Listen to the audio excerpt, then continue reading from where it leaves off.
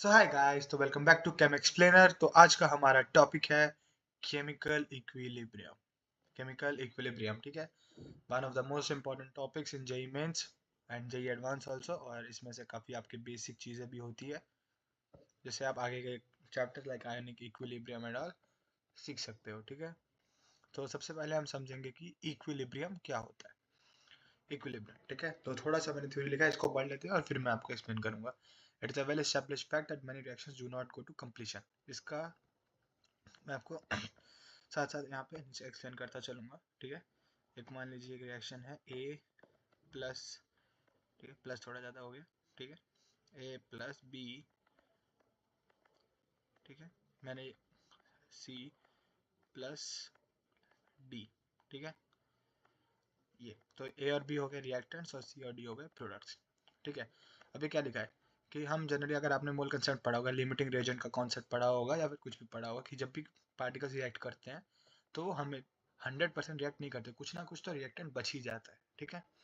तो ये लिखा है कि it is a well established fact that many reactions do not go to completion. They proceed to some extent, leaving considerable amounts of unreacted reactants की limiting reagent।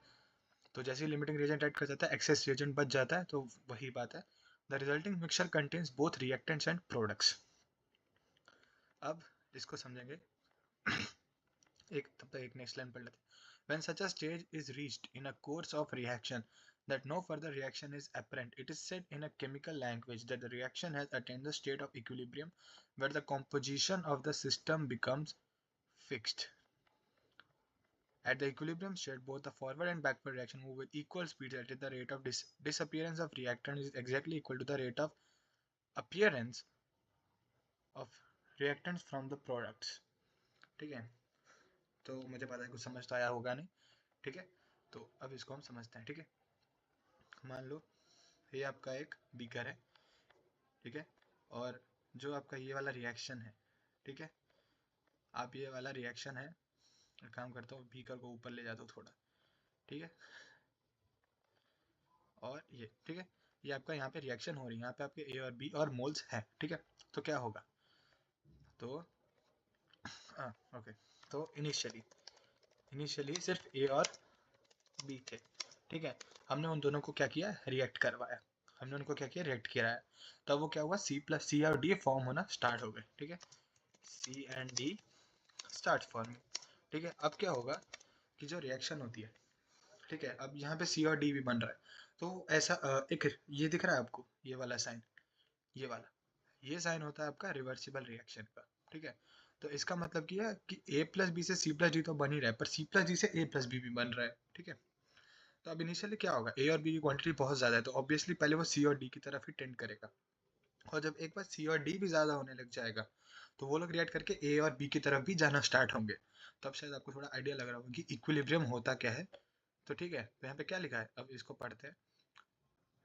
At equilibrium, both the forward and backward reactions move with equal speeds. That is the rate of disappearance of reactants. मतलब कि जितना A और B disappear हो रहा है, C और D में convert हो रहा है, is exactly equal to rate of appearance of reactants from the products. उतना ही जब C plus D से A plus B बन रहा है, दोनों एकदम equal है, दोनों की एकदम exactly same rate से है, तभी वो आपका बनता है equilibrium।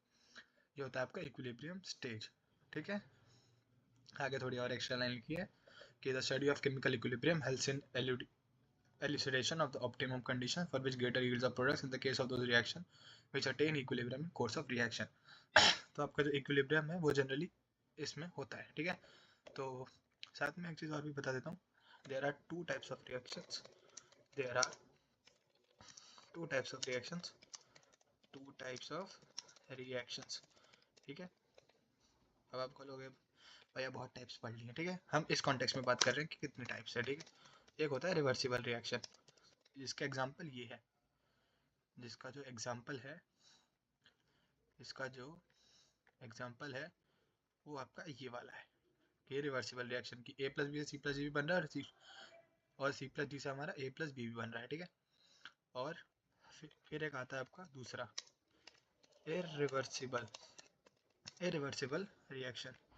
इरिवर्सिबल रिएक्शन, इसका मतलब क्या होगा, उसमें जो आपका ये नीचे वाला एरो है ना, ठीक है, ये वाला एरो, ये हट जाएगा, उसमें बस क्या होगा, सिर्फ प्रोडक्ट फॉर्मेशन हो रहा है, सिर्फ और सिर्फ प्रोडक्ट फॉर्मेशन हो रहा है, ठीक है। तो वो आपका होता है सिर्फ प्रोडक्ट फॉर्मेशन, जिसमें होगा, जिसमें वापस प्रोडक्ट रिएक्टेंट से वो होता है आपका इरिवर्सिबल रिएक्शन। रिवर्सिबल मतलब आप पीछे नहीं, इरिवर्सिबल मतलब आप पीछे नहीं आ सकते, ठीक है। तो इसी के साथ हम एक ग्राफ देख लेते हैं, ठीक है। चलो ओपेसिटी बढ़ा देता हूँ, ठीक है। ये देखिए, ये टाइम और ये रेट, तो ध्यान से देखना। रेट ऑफ फॉरवर्ड रिएक्शन घटेगा। अब सबसे पहली बात तो रेट ऑफ फॉरवर्ड रिएक्शन घट क्यों रहा है, ठीक है, कि आप देखो, क्योंकि ए और बी तो ऑलरेडी बहुत सारा है, ठीक है, बहुत सारा है। अब वो फॉर्म होना स्टार्ट हो रहा है, अगर वो 100 था तो वो धीरे धीरे नीचे जा रहा है, तो नीचे को आ रहा है। और फिर आपका है रेट ऑफ बैकवर्ड रिएक्शन।